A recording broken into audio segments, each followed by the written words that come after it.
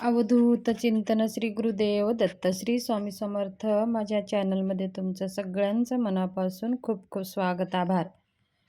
चला तर मग आज आपला विषय आहे वर्षातली पहिली एकादशी, म्हणजे 2025 मधली पुत्रदा एकादशी. ह्या दिवशी आपल्याला संतान प्राप्तीविषयी काही समस्या असेल किंवा आपण संतान प्राप्तीसाठी प्रयत्न करत असाल आणि तसेच आपल्या मुलांच्या उज्ज्वल भविष्यासाठी, मुलांच्या प्रगतीसाठी हे पुत्रदा एकादशी व्रत करणे खूप शुभ मानले जातात. आणि ह्या एकादशीच्या दिवशी भगवान विष्णूला काही वस्तू जर अर्पण केल्याने आपल्या मनोकामना पण पूर्ण होतात. भगवान विष्णू, माता लक्ष्मीचा अखंड कृपा आशीर्वाद आपल्यावर राहतं आणि आपल्या मुलांची प्रगती पण होते आणि संतान प्राप्तीसाठी हे व्रत केले जातात. पौष महिन्यातल्या शुक्ल पक्षातील एकादशी तिथीला पुत्रदा एकादशी पाळली जाते. पौष महिन्यात शेवटची एकादशी किंवा नवीन वर्षाची पहिली एकादशी ओळखली जाते. पुत्रदा एकादशी व्रत केल्याने आपल्या मनासारखे संतान प्राप्ती पण होते आणि मनासारखी आपल्या मुलांची प्रगती पण होते. पौष पुत्रदा एकादशी हे व्रत शुक्रवारी 10 जानेवारी रोजी पाळले जाणार आहे. एकादशीच्या दिवशी आपण उपवास करायचा असतो. भगवान विष्णू आणि देवी लक्ष्मी मातेची पूजा केली जाते. पौष पुत्रदा एकादशीचे व्रत संतान प्राप्तीचे सुख प्राप्त होण्यासाठी हे व्रत आवर्जून जोडपे करतात. तर हे व्रत पती पत्नीने दोघांनी हे व्रत करायचा असतो. पुत्रदा एकादशीच्या दिवशी अनेक असे शुभ योग जुळून आलेले आहेत. पंचांगानुसार पुत्रदा एकादशी 9 जानेवारी दुपारी 12:23 सुरू होत आहे, तर 10 जानेवारी सकाळी 10:20 राहणार आहे. शास्त्रानुसार एकादशी तिथी 10 जानेवारीलाच व्रत केले जाणार आहे. यंदा पुत्रदा एकादशी रोहिणी नक्षत्रात शुभ संयोग असणार आहे. तसेच ब आणि बालव कारण असेल, दोघांचा शुभ संयोग होत आहे. म्हणून ह्या दिवशी खूप असे योग जुळून आलेले आहेत आणि ह्या दिवशी व्रत केल्याने त्याचे फळ आपल्याला दुप्पट तिप्पट मिळणार आहे. पुत्रदा एकादशीचे व्रत जे जोडपे आहेत त्यांनी करायचा असतो. संतान प्राप्तीसाठी हे व्रत केले जाते. हे व्रत केल्याने घरात सुख शांती राहते. भगवान विष्णू आणि माता लक्ष्मीचं कृपा आशीर्वाद कायम घरामध्ये राहतं. पुत्रदा एकादशीच्या दिवशी सकाळी लवकर उठायचं आहे.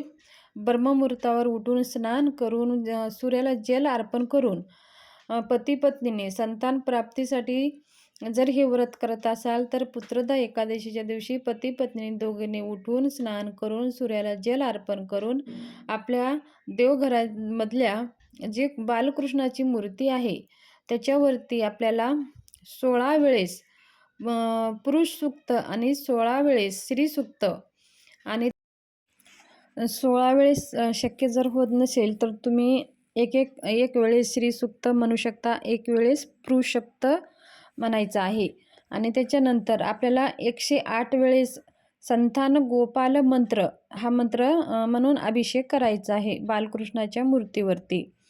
आणि तो मंत्र आहे, देवकी सूत गोविंद वासुदेव जगतपते देहि मे तनयम कृष्ण त्वमहं शरणागतम. हा 108 वेळेस मंत्र म्हणायचा आहे. हा मंत्र जर तुमच्याकडे नसेल तर तुम्ही संतान गोपाल मंत्र तुम्ही गुगलवर सर्च करा.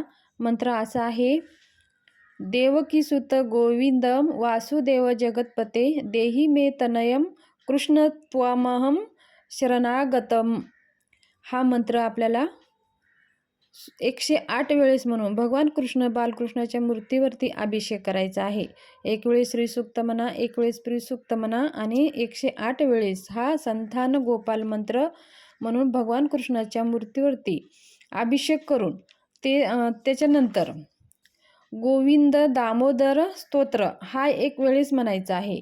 गोविंद दामोदर श्री गोविंदम दामोदरम स्तोत्र हा तुम्हाला गुगलवरती भेटून जाईल किंवा नित्यसेवा पुस्तक असेल तर त्याच्यामध्ये तुम्हाला भेटून जाईल. हा सुद्धा संतान प्राप्तीसाठी खूप महत्त्वाचा आहे.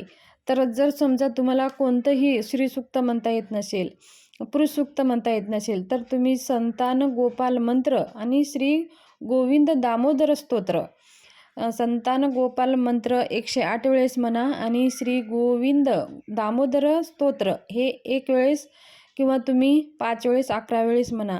हे तीर्थ दररोज पुत्रदा एकादशीपासून 40 दिवस पती पत्नींनी अभिषेक करून ते तीर्थ दोघांनी घ्यायचं आहे. म्हणजे जो पाणीचं त्याच्यात आपण जलाने जे अभिषेक केलेला आहे ते तीर्थ पती आणि पत्नींनी दोघांनी ते तीर्थ घ्यायचं आहे.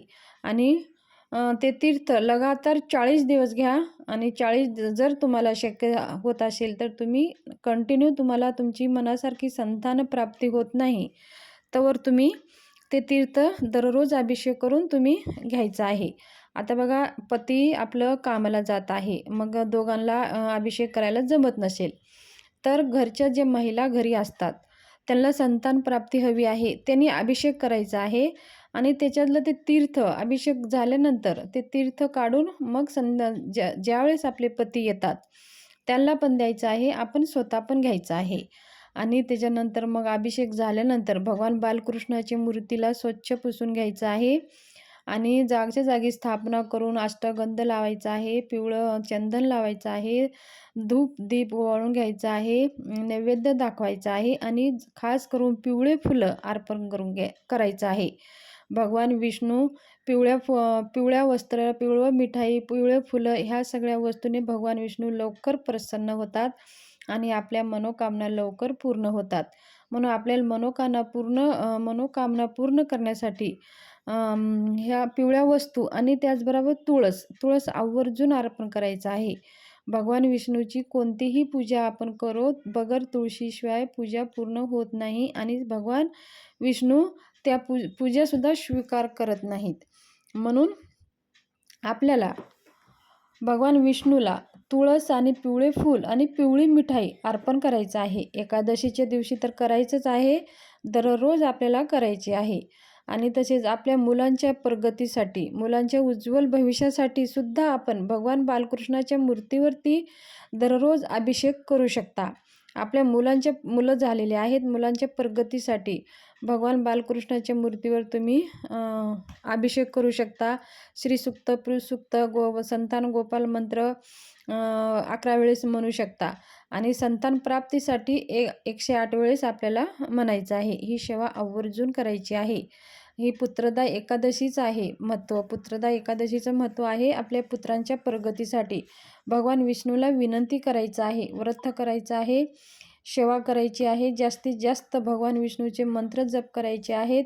ओम नमो भगवते वासुदेवाय किंवा ओम कृष्णाय नमः किंवा कृष्णाय वासुदेवाय हरये परमात्मने प्रणतक्लेशनाशाय गोविंदाय नमो नमः ह्या मंत्राचं आपल्याला यथाशक्ती जप करायचा आहे आणि भगवान विष्णूला आपल्या मुलांची प्रगती व्हावी, मुलांचं उज्ज्वल भविष्य चांगलं राहावं, त्यांच्या जीवनात कोणतेही संकटे अडथळे येऊ नये म्हणून आपण भगवान विष्णूला विनंती करायची आहे. त्याचबरोबर विष्णू शास्त्राचं पाठन करायचं आहे, व्यंकटेश्वर स्तोत्र पाठन करायचं आहे. त्याचबरोबर गीतेचा 18वा अध्याय, भागवत पारायण, जेवढे भगवान विष्णू समर्पित सेवा आहेत त्या सगळ्या सेवा आपल्याला पुत्रदा एकादशीच्या दिवशी करायचं आहे आणि भगवान विष्णूला विनंती करायचं आहे आपल्या मुलांचं भवितव्य चांगलं व्हावं आणि चांगल्या संतान आपल्या प्राप्ती व्हावं, आपल्या पोटी यावं, भगवान कृष्णासारखे मुलं आपल्या पोटी जन्माला यावं म्हणून भगवान विष्णूला विनंती करायचं आहे. आणि हे पुत्रदा एकादशी आपल्या मुलांच्या भविष्यासाठी अत्यंत महत्त्वाचं व्रत आहे.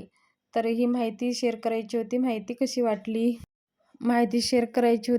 कशी वाटली, आवडली असेल तर माझे चॅनलला शेअर करा, सबस्क्राईब करा आणि एक लाईक जरूर करा. कमेंट बॉक्समध्ये ओम नमो भगवते लिहायला विसरू नका.